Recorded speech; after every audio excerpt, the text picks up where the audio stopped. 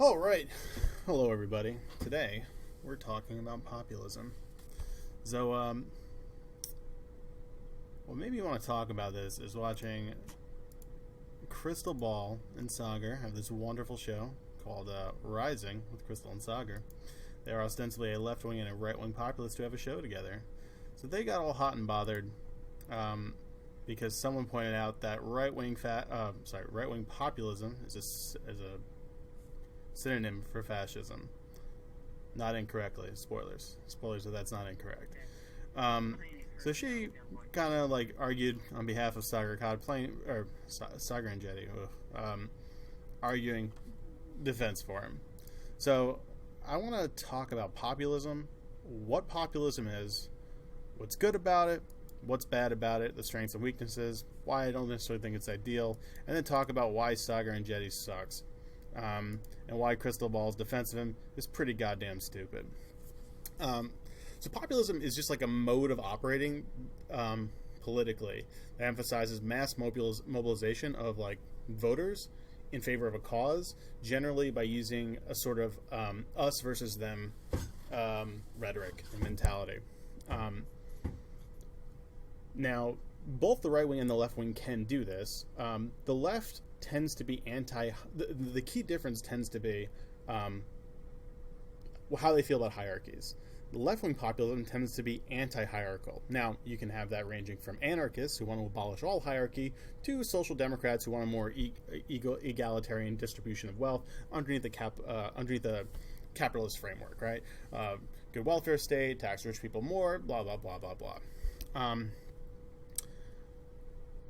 Their populist message, when they're identifying their outgroup, tends to be rich people who have a lot, and they just want them to have less of a significant difference between what they have and what the average people has. Pretty straightforward.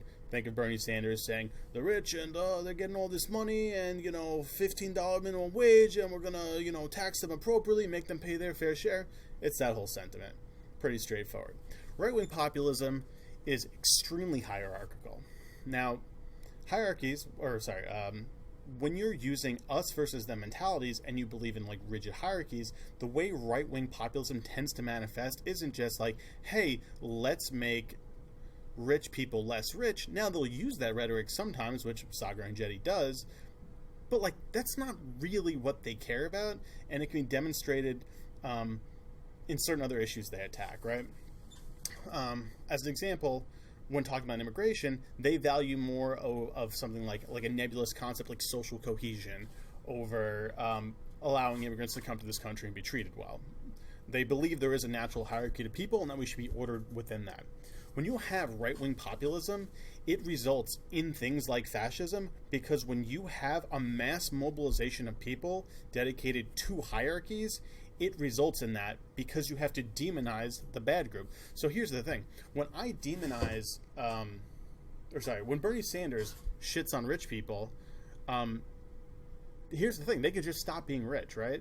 So if Jeff Bezos went from being worth $100 billion or however much ungodly sum of money he's worth now to worth like $20 million, $50 million, $100 million, hell, even like $1 billion,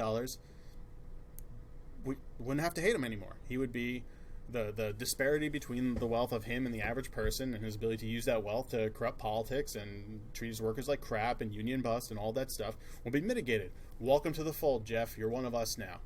That's all it is.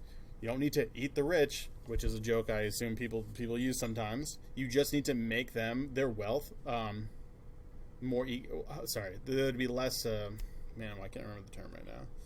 Basically, there needs to be a more equitable distribution of wealth in a given country, and once those super rich people have a less extreme amount of wealth, they're not the enemy anymore.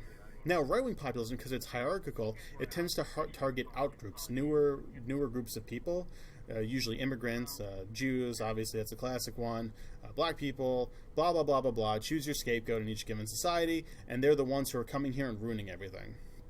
Now, the fascism is the classic example of that because, like, as the article they're criticizing suggests, that's right-wing populism. It's fascism. Because when you're just mass mobilizing people in an us versus them mentality, and your target is not just like the elites, because the elites you're mad at, what you're mad at the elites for is bringing in immigrants, and the immigrants are bad because they're different and they're taking our money, and that's where right-wing populism gets off the rails, because it's all nonsense. And very frustrating to hear people just lie incessantly, manipulate data. This I actually didn't even notice this when I was first watching the video, but we'll watch the Saager's little clip. Does deserve to lose. Coalition for the American working class, and it lacks recognition that the majority of people in America want less immigration. Healthcare may be... Okay, watch what he fucking does to us. Most people in America don't want more immigration. That the majority of people in America want less immigration. Health makes that claim, which is unsupported in all Western European countries and the United States, Canada. Immigrants are very well received. They generally support higher rates of immigration. They like when immigrants come there. They feel it empowers their countries. I believe every single Western European country and United States, Canada, probably, I don't know about Australia, to be honest, all support higher rates of immigration, usually somewhere between like 51 to like 8. I'm just kind of making up the numbers here, but they're all majority approving of immigrants to varying degrees. This poll doesn't say what he's saying. It says, mentions of immigration as the most important problem from 1993 to 2019. This poll shows more people caring about immigration over time. Now, it doesn't say how they care about it. Hey, we need to reform our system, get dreamers on the books, or hey, we need to keep the unswarthy people out of our country. It doesn't say why, it just says people are caring about it more now than they have in the past 30 years? 28 years? 26 years? Whatever. But you can look at other polls, right? So this is literally like the first 3 fucking things I pull up. America's attitude to its immigration steady, but showing more partisan divides. So let's see. I didn't even look at this before I opened it. So let's see. Pew Research, generally immigrants strengthen our country. Democrats all. Look at that. The majority of people, that's 60-something%, immigrants strengthen our country. Quinnipiac, oh, that's even more. They're good for the country. Oh, that's like 70%, 73%. People don't think immigration is bad. All this poll meant is that over time, people have cared more about it as a primary issue, but it doesn't actually reflect people giving a shit about, or like being opposed to immigrants. Like, he's like projecting here what this means, but like, immigrants as the most important problem doesn't mean I hate immigrants. Like, this is ridiculous. He's making shit up. He's being an idiot. And Crystal Ball calls him out on this. Maybe the number one shit. And then he later on, we'll probably go on this later a little bit too, but he just starts making up nonsense to justify hating immigrants. I have no idea what ethnic background is, but let me tell you, this dude would not look good in the ethno-state. I have been told I'm not white, I'm Italian and Irish. That dude is very much darker than me, okay? If I'm not welcome in the ethno-state, that motherfucker sure ain't. So I don't know what fucking team he thinks he's fighting for. It shows a... But yeah, like, watch people fight against their own interests. Classic Republican thing, but whatever. But yeah, so right-wing populism tends to revolve around demonizing shit like this, pretending that people hate immigrants when they don't. And here's the thing: people could hate immigrants, and they would still be wrong. Well, I guess you can't be wrong about hating immigrants, but you can be wrong for the reasons you hate immigrants. Like him saying, "Look, everyone hates immigrants. You're wrong." And they later go back and forth about like the economics of immigration. She's like, "You're wrong. Everything you're saying is wrong." I sorted this into a better way. It's just ridiculous, is what it is. They put out way too many fucking videos though. Let's see. I know I just watched it. Like it was like 2 days ago.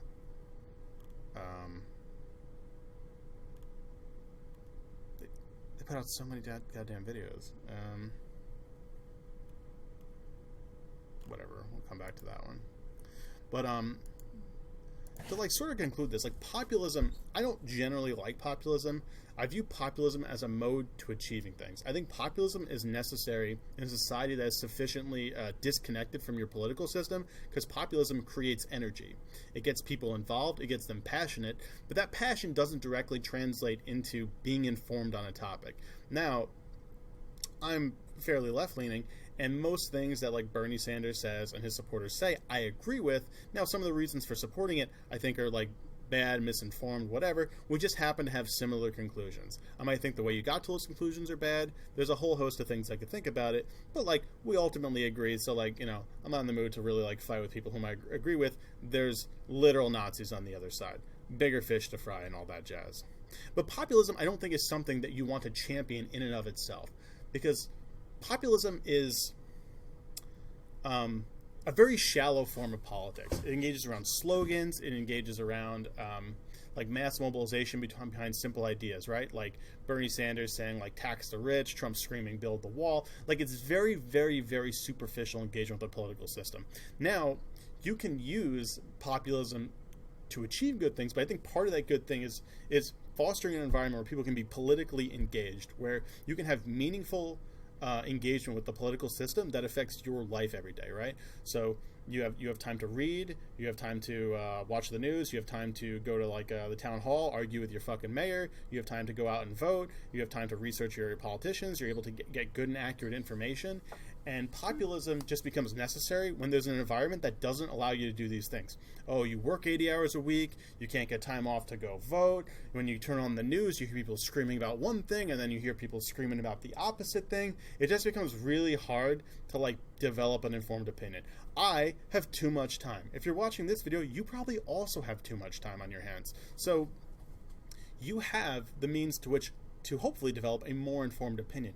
Most people do not have that luxury, and populism acts as a stopgap to let people engage in a political movement and engage in politics in a way that feels meaningful but is actually fundamentally shallow. Now, I think Bernie Sanders' style of populism would have an end result of increasing people's capacity to engage with the political system in a positive way, right?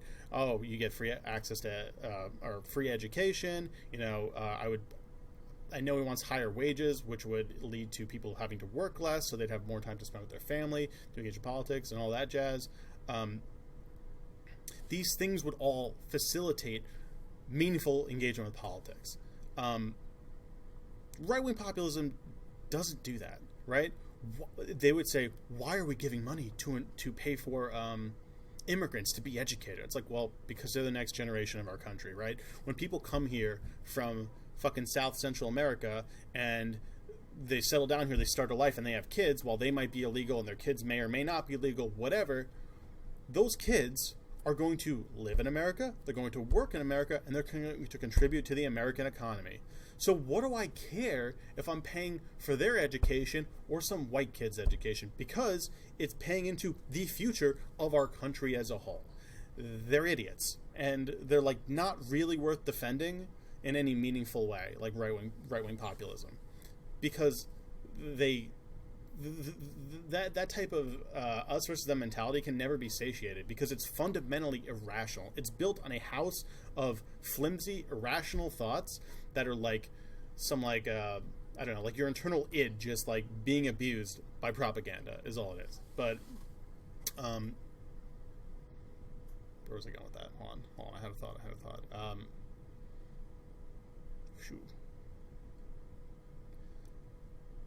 Yeah, so I think you would want to use populism to get to a point in time where populism would be less necessary, where people wouldn't have to say, oh, that sounds really good and it sounds like they're fighting for me, I vote for them. Instead, you could look at a policy, you'd have time to evaluate that, see who's genuine, have good, honest, reliable news sources who you could trust to give you accurate information, and maybe some like less extreme, less crazy like political commentators who can give you accurate interpretations of certain things. Like populism needs to, in my opinion, to be good, get to an environment that values reason and the scientific method more, and also values empowering people to meaningfully engage in the political system. If it's not doing that, then it is terrible, and that is usually what right-wing populism is doing.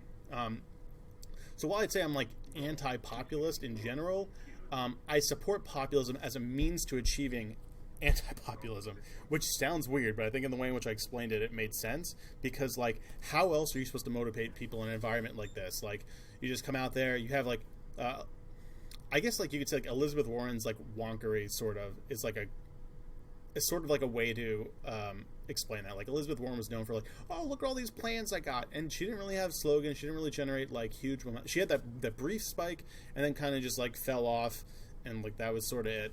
Because it's really hard for people to coalesce behind some like detailed policy thing that might be very good, but like it's just like hard to like, oh, okay, like yeah, I guess that's okay. Like it just doesn't generate that type of momentum and that type of energy that I think you need in a political environment where 50% of our population doesn't vote in presidential elections, and in off-year elections it's like 70% of our population. Like it's insane. Yeah. So I guess I can end this other section here, and I'll probably follow up in the second video where I'll talk about like Crystal's ridiculous defense of Saager and actually go over this entire video. I guess I'll do them in reverse order.